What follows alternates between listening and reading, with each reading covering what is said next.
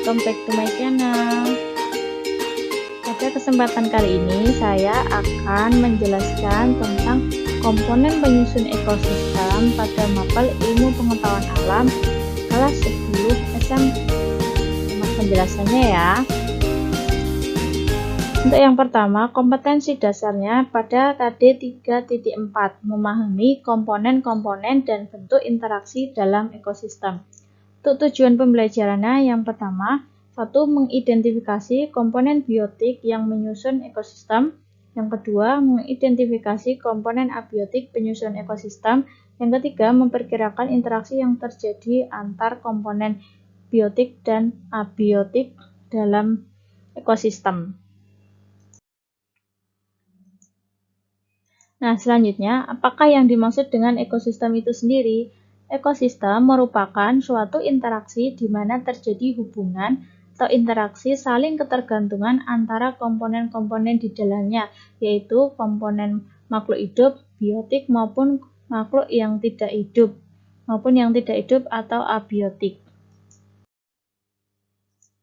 Nah, untuk peta konsepnya yang akan kita pelajari adalah biotik, kemudian komponen abiotik. Komponen biotik meliputi seluruh makhluk hidup di bumi. Untuk komponen abiotik, komponen fisik dan kimiawi yang terdapat pada ekosistem. Nah, selanjutnya yang pertama yang akan kita pelajari adalah komponen biotik atau makhluk hidup. Pada komponen biotik dibagi menjadi autotrof dan heterotrof berdasarkan pada makannya. Untuk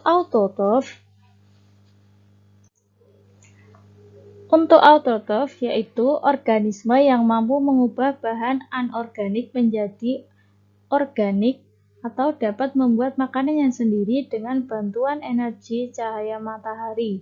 Nah, ini biasanya disebut produsen karena dapat memproduksi makanannya sendiri dengan bantuan cahaya matahari. Biasanya contohnya autotrof adalah tumbuhan hijau karena memiliki klorofil. Kemudian untuk komponen biotik yang kedua adalah dari golongan heterotrof. Untuk heterotrof yaitu organisme yang menggunakan bahan organik yang telah dihasilkan oleh organisme autotrof. Heterotrof masih dibagi lagi menjadi konsumen, detritivor, dan dekomposer. Jadi heterotrof tidak dapat membuat makanan sendiri, namun memenuhi kebutuhan makannya dengan memakan dari autotrof atau dari hewan lain. Yang termasuk konsumen adalah hewan. Konsumen sendiri dapat dibagi menjadi konsumen herbivora, karnivora, maupun omnivora. Herbivora adalah organisme yang memenuhi kebutuhan makannya dengan memakan tumbuhan. Sedangkan karnivora adalah organisme yang memenuhi kebutuhan makannya dengan memakan hewan lain. Sedangkan omnivora adalah organisme yang memenuhi kebutuhan makannya dengan memakan tumbuhan maupun hewan. Untuk heterotrof yang kedua adalah detritivor, contohnya rayap, cacing tanah, dan keluing. Detritivor adalah pemakan bangkai, organisme heterotrof yang memperoleh energi dengan cara memakan sisa-sisa makhluk hidup lain. Kemudian yang terakhir adalah dekomposer, ada bakteri dan jamur. Dekomposer nama lainnya adalah pengurai, yaitu organisme yang menguraikan bahan organik yang berasal dari organisme mati. Nah, itu tadi contoh dari biotik, ada autotrof dan heterotrof. Selanjutnya kita ke komponen abiotik atau komponen tak hidup. Untuk abiotik ada beberapa, yaitu udara, air, tanah, garam mineral, sinar matahari, suhu, kelembaban, pH, dan topografi atau ketinggian tempat.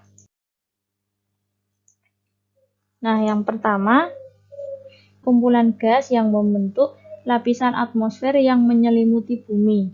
Udara berfungsi untuk menunjang kehidupan penghuni ekosistem. oksigen untuk respirasi makhluk hidup, dan karbon dioksida untuk fotosintesis tumbuhan. Selanjutnya ada air. Air sangat diperlukan untuk semua makhluk hidup. Air mengandung berbagai jenis unsur senyawa kimia dalam jumlah yang bervariasi. Contohnya natrium, kalsium, amonium, nitrit, nitrat, dan fosfat.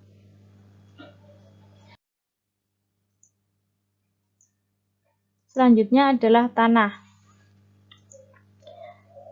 Tanah terbentuk dari proses destruktif atau pelapukan batuan dan pembusukan senyawa organik dan sintesis atau pembentukan mineral. Nah, yang selanjutnya adalah garam mineral. Garam mineral itu berasal dari tumbuhan menyerap garam mineral dari dalam tanah untuk pertumbuhan. Jadi garam mineral diperlukan oleh tumbuhan untuk pertumbuhan. Hewan dan manusia juga memerlukan garam mineral untuk menjaga keseimbangan, mengatur kerja-kerja alat-alat tubuh, dan untuk metabolisme. Kemudian cahaya matahari. Cahaya matahari merupakan sumber energi bagi semua kehidupan di bumi. Dalam ekosistem, energi dialirkan dari satu tingkat trofik ke tingkat trofik lainnya dalam bentuk transformasi energi. Energi cahaya matahari diterima pertama oleh produsen, kemudian dari produsen diterima oleh konsumen herbivora, selanjutnya konsumen karnivora, dan seterusnya. Cahaya matahari erat kaitannya dengan suhu. Suhu di berbagai ekosistem berbeda-beda, bergantung garis lintang dan ketinggian tempat. Suhu merupakan faktor pembatas bagi kehidupan. Suhu mempengaruhi kehidupan keanekaragaman hayati di suatu ekosistem. Selanjutnya adalah kelembaban. Kelembaban dipengaruhi oleh intensitas sinar matahari, angin, curah hujan. Kelembaban mempengaruhi pertumbuhan tumbuhan. Untuk mengukur kelembaban udara digunakan alat hygrometer, yaitu hygrometer menentukan kelembaban atmosfer yang dapat menunjukkan kelembaban relatif, persentase kelembaban di udara, kelembaban mutlak, atau keduanya. Selanjutnya adalah pH tanah. pH atau derajat keasaman. Keadaan pH tanah mempengaruhi mineral dan penyusun tanah dan berpengaruh terhadap kehidupan tumbuhan. Tumbuhan akan tumbuh optimal, tumbuh baik pada pH 5,8 hingga 7,2.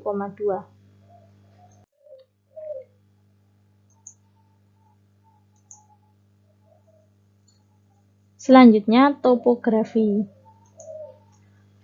Topografi merupakan tinggi rendahnya permukaan bumi. Topografi mempengaruhi keadaan iklim yang menyangkut suhu dan kelembaban serta menentukan keanekaragaman hayati dan penyebaran suatu organisme. Selanjutnya, hubungan lokasi geografis, ketinggian tempat, dan iklim. Lokasi geografis mempengaruhi ketinggian tempat atau topografi. Topografi mempengaruhi keadaan iklim yang menyangkut suhu dan kelembaban. Apabila semakin tinggi permukaan bumi, maka tingkat kelembabannya juga tinggi karena suhunya rendah, dan sebaliknya. Semakin rendah tempat, suhunya semakin tinggi dan kelembabannya pun menjadi rendah.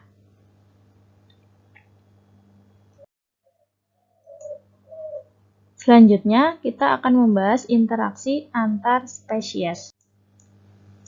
Interaksi antar spesies merupakan hubungan timbal balik antara organisme baik dari spesies yang sama maupun dari spesies yang berbeda. Nah, yang pertama ada netralisme, interaksi antara dua atau lebih spesies yang masing-masing tidak terpengaruh oleh adanya asosiasi. Tidak ada yang diuntungkan ataupun dirugikan. Terjadi antara spesies yang memiliki kebutuhan yang berbeda. Contohnya pada gambar adalah ayam dan kucing. Ayam dan kucing tidak memiliki kebutuhan yang sama, sehingga tidak terjadi interaksi antar keduanya tidak saling mempengaruhi. Selanjutnya adalah komensalisme, interaksi antara dua atau lebih spesies yang salah satu pihak diuntungkan sedangkan pihak yang lain tidak terpengaruh akan adanya asosiasi atau tidak dirugikan. Komensalisme contohnya pada anggrek dan inangnya. Komensalisme biasanya terjadi pada tumbuhan yang epifit, yaitu tumbuhan yang menumpang di tumbuhan lain. Sedangkan dalam kehidupan hewan, simbiosis komensalisme sering terjadi antara ikan di lautan dengan jenis makanan yang berbeda. Dalam hal ini, anggrek hanya menumpang pada pohon inangnya, tapi dia tidak merugikan atau tidak mengambil makanannya. Selanjutnya adalah parasitisme, yaitu interaksi antara dua spesies atau lebih yang berakibat salah satu pihak dirugikan, yaitu inang. Sedangkan pihak yang lain sebagai parasit diuntungkan.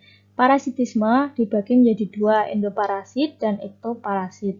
Endoparasit jika letaknya di dalam tubuh inangnya. Contohnya cacing pita di usus halus manusia. Cacing pita sebagai parasit memakan sari-sari makanan dari usus halus. Kemudian yang kedua adalah ektoparasit jika hidup di luar tubuh inangnya. Contoh tali putri dan benalu yang hidup menumpang pada tanaman lain. Tali putri dan benalu menyerap sari makanan yang berupa zat organik dari inangnya. Selanjutnya, kita akan ke predasi. Predasi merupakan interaksi makan dan memakan antar organisme atau pemangsa dan yang dimangsa. Umumnya, tubuh predator lebih besar dan kuat daripada mangsanya. Pemangsa dinamakan predator, yang dimangsa dinamakan prey atau yang dimangsa. Kemudian ini ada contoh gambarnya, yaitu ada macan yang memakan rusa. Ini citah ya, citah makan rusa. Kemudian ada lagi protokooperasi. Protokooperasi itu adalah interaksi antara dua spesies atau lebih yang masing-masing pihak memperoleh keuntungan, tetapi tidak harus dalam asosiasi. Contohnya ini ada kerbau dan burung jalak. Kerbau dan burung jalak sama-sama saling mendapatkan keuntungan, tetapi bukan menjadi yang prioritas utama. Burung jalak hinggap di tubuh kerbau untuk memakan kutu-kutu pada kerbau. Keduanya saling untung karena burung jalak mendapat makanan, sementara kerbau mendapat keuntungan dengan berkurangnya kutunya. Namun, hubungan protokooperasi ini sifatnya tidak wajib atau tidak harus ada. Asosiasi keduanya antara kerbau dan burung jalak tidak wajib, tidak harus ada, sehingga kedudukan burung jalak dapat digantikan oleh hewan lain yang jika dia memiliki kebutuhan yang sama untuk memakan kutu dari kerbau. Jadi tidak harus burung jalak yang memakan kutu dari kerbau. Selanjutnya adalah kompetisi. Kompetisi atau persaingan adalah interaksi antara dua atau lebih spesies yang saling menghalangi. Spesies bersaling memperebutkan kebutuhan yang sama, membutuhkan untuk hidupnya, misalnya ruang, makanan, air, sinar matahari, udara, maupun pasangan kawin. Persaingan dapat mengakibatkan organisme yang kalah bersaing akan mati, tersingkir, atau berpindah ke tempat lain. Terjadi pada niche yang sama. Niche adalah posisi suatu organisme dalam ekosistem dan peranan fungsionalnya. Kompetisi dibagi menjadi dua, kompetisi interspesifik dan kompetisi intraspesifik. Yang pertama, kompetisi interspesifik, yaitu persaingan yang terjadi antar organisme atau individu yang berbeda spesies. Misalnya, kompetisi antara jagung dan rumput liar. Jagung dan rumput liar berada pada tempat yang sama, mereka berkompetisi untuk mendapatkan unsur hara dari tanah. Selanjutnya, kompetisi intraspesifik, yaitu interaksi dalam ekologi populasi di mana anggota spesies yang sama bersaing untuk mendapatkan sumber daya yang terbatas. Hal ini menyebabkan penurunan kebugaran untuk kedua individu, tetapi individu yang lebih fit bertahan akan mampu bereproduksi. Pada contoh adalah misalnya kedua ayam jantan yang saling merebutkan pasangan untuk kawin. Nah, selanjutnya ada mutualisme. Mutualisme adalah interaksi antara dua spesies atau lebih yang masing-masing pihak memperoleh keuntungan dan saling membutuhkan sehingga asosiasi tersebut merupakan suatu keharusan. Contoh mutualisme adalah pada isian rumput kerak yang merupakan mutualisme antara jamur dan cyanobacteria atau ganggang hijau biru. Pada simbiosis liken, ganggang yang memiliki klorofil berperan untuk melakukan fotosintesis, sedangkan jamur berperan untuk mengambil air dan mineral. Kemudian selanjutnya adalah amensalisme, interaksi antara dua spesies atau lebih yang salah satunya dirugikan, sedangkan yang lainnya tidak terpengaruh adanya asosiasi atau tidak diuntungkan maupun tidak dirugikan. Contoh amensalisme adalah pada pohon pinus dan tumbuhan lain. Pohon pinus dapat mengeluarkan senyawa alelopati yang bisa menyebabkan tumbuhan lain tidak dapat tumbuh subur.